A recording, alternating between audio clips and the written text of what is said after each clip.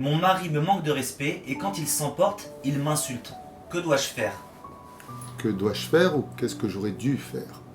C'est la grande question. C'est-à-dire qu'il faut savoir que la règle générale, c'est qu'on se permet de dire ou de faire à l'autre uniquement ce que l'autre nous permet de dire ou de nous faire.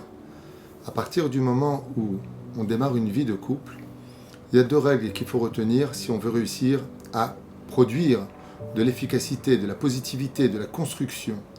L'une d'entre elles, c'est de ne jamais se manquer de respect. On n'a aucun droit de le faire et aucun justificatif pour descendre une personne, insulter une personne ou lui manquer de respect. Car n'oublions jamais la règle que si un homme fait de sa femme une serpillière, c'est que lui n'en est qu'autre que le manche à balai, car il est marié avec elle. Et donc il est perdant automatiquement en le faisant, hormis le fait de blesser son épouse qui représente son mazal, qui représente ses réussites. D'ailleurs, ça me fait toujours rire les gens qui sont prêts à casser la figure à quelqu'un qui ferait du mal à leur femme, alors qu'il ferait mieux peut-être de se regarder en face d'un miroir, parce que très souvent dans les couples, on se fait beaucoup plus de mal que ce que l'étranger pourrait nous produire comme mal. Donc, Bevada, qu'il ne faut surtout pas manquer de respect, ni la femme vis-à-vis du mari, ni l'homme vis-à-vis de la femme. Maintenant, qu'est-ce qu'on doit faire? Eh bien, la réponse, elle est du début du mariage.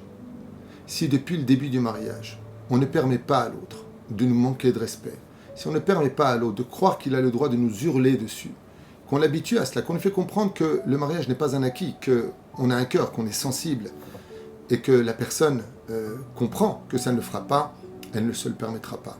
Mais si on a laissé les choses se faire depuis le début, et que l'homme en a pris l'habitude, et qu'il le vit comme étant quelque chose presque de culturel, à la limite, tu m'énerves, eh bien c'est ce que tu mérites. À partir de ce moment-là, on devient un punching ball, sensible, où malheureusement il n'y a plus grand chose à faire si ce n'est que de devenir un petit peu psychologue, c'est-à-dire de mener à bien la discussion de telle façon à ce que les nerfs ne l'emportent pas, et donc de trouver les mots, et de trouver le bon moment, et de prendre des gants, de telle façon à ce qu'on ne pousse pas la personne à s'énerver. Mais c'est invivable, parce qu'on ne parle pas de vivre ça une ou deux discussions, on parle d'une vie entière. Et c'est pour cela qu'il est impératif d'avoir des discussions sérieuses et d'aller voir une tierce personne qu'il aille se faire suivre. Il a besoin d'une thérapie, il a besoin peut-être de médicaments, il a besoin en tout cas de vivre une chose essentielle quand c'est la Gemara. Dans Maseret Shabbat, à la page 31, Moudalef. Ne fais jamais à autrui ce que tu n'aimerais pas qu'on te fasse. Est-ce que tu aimerais, toi, qu'on te hurle dessus? Est-ce que tu aimerais qu'on t'insulte? Est-ce que tu aimerais qu'on te dise du mal, même si tu as fait une erreur? Est-ce que tu accepterais cette chose-là? La troisième chose vient du fait de l'éducation.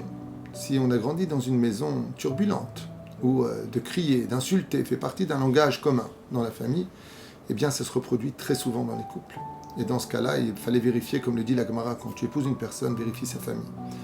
Mais une fois que c'est fait, eh bien, plus on aspercera de Torah, plus on parlera de Moussar, plus il y aura de complicité dans le couple.